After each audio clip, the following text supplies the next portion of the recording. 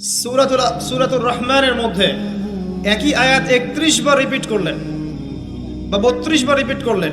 ফাবিআইয়ি আলাই রাব্বিকুমা তুকাযিবান, মানে কি, কারণটা কি? কারণ এই সূরার মধ্যে এমন কিছু আছে যেটা আল্লাহ পাক চাচ্ছেন আমরা বেশি বেশি করে বুঝি। তোমরা আল্লাহর কোন কোন নিয়ামতকে অস্বীকার করবে? আল্লাহ রাব্বুল আলামিন আমাদেরকে কৃতজ্ঞ হতে বলছেন এই সূরার মধ্যে। আমরা যদি আল্লাহর নিয়ামত চতুর্দিকে দেখি তাহলে গুণে শেষ করতে পারবো না। আল্লাহ পাক বারবার স্মরণ করাচ্ছেন তোমরা আল্লাহর কোন কোন নিয়ামতকে অস্বীকার করবে। এরপরেও মানুষ আল্লাহদ্রোহী আচরণ করছে। এবারে নবী বলে, আল্লাহ তুমি যে হজ ফরজ করছো আমার উম্মতের সবার কাছে তো তারা তো আটকাই যাব। আল্লাহ পাক বলে, যান আপনার গরিব উম্মতকে আমি এটা থেকে মুক্ত করে দিয়েছি।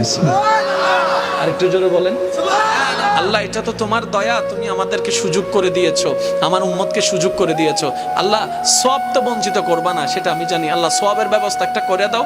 আল্লাহ পাক বলে, আপনার উম্মতকে বলবেন সময়ের যত ব্যস্ততাই থাকুক না কেন, সময় পেলে একটু মায়ার নজরে, ভালোবাসার নজরে একটু মা বাবার চেহারার দিকে যেন তাকাই, মা বাবার চেহারার দিকে যেন তাকাই। মায়ের চেহারাটা একটু দেখবে শ্রদ্ধা নিয়ে, বাবার চেহারাটা একটু দেখবে শ্রদ্ধা ভালোবাসা নিয়ে।